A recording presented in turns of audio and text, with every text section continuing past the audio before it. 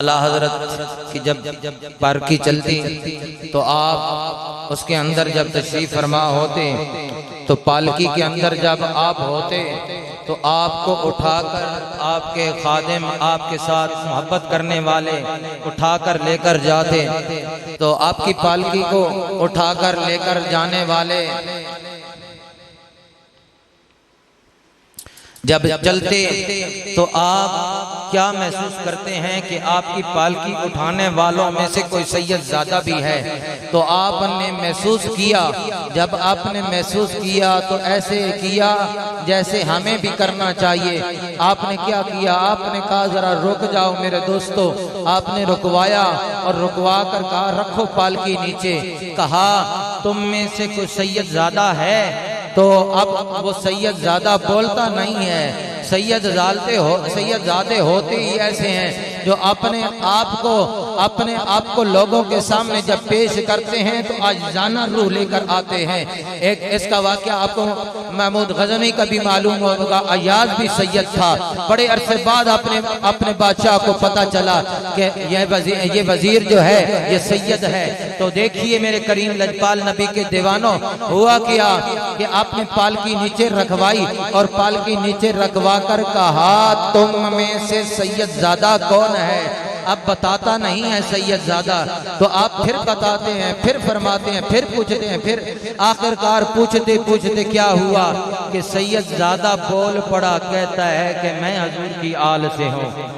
जब पता चला कि आप हजूर की आल से हैं, आपने कहा मुझे माफ़ कर दीजिए, मुझे माफ़ कर दीजिए, मुझे नहीं पता चला कि आप सैयद ज़ादे हैं। तो आपने कहा हजूर मैंने आपको माफ़ किया है, मैं तो अब मोहब्बत से आपको उठाता था, तो अब मेरे हजूर के मेरे नाना जान के गुलाम हैं। तो आपने कहा नहीं नहीं, ऐसे माफ़ी मैं नहीं मांगूंगा, माफ़ी मैं ऐसे मांगूंगा तू इस पालकी के अंदर होगा और मैं तेरी पालकी को अपने कंधों पे उठाऊंगा और अपने कंधों के उठाकर अपनी बारी ऐसे उतरवाऊंगा। जब तुझे अपने कंधों पे उठाकर चलूंगा फिर मैं ताजदारे कायनात को जाकर क़यामत वाले दिन मैदान माशर में मुंह दिखाऊंगा कि हजूर मुझसे गलती हो गई थी, गलती मैं ज़बानी भी मांग सकता था, कलामी भी मांग सकता था, आपकी आल ने मुझे माफ भी किया, लेकिन नाना जिस वक्त तक मैं आपकी आल को अपने कंधों पे नहीं उठाया उस वक्त तक मैंने अपनी माफी तस्लीम नहीं की, उस वक्त तक मैंने अपने आप को माफ होने वाला नहीं तस्लीम किया।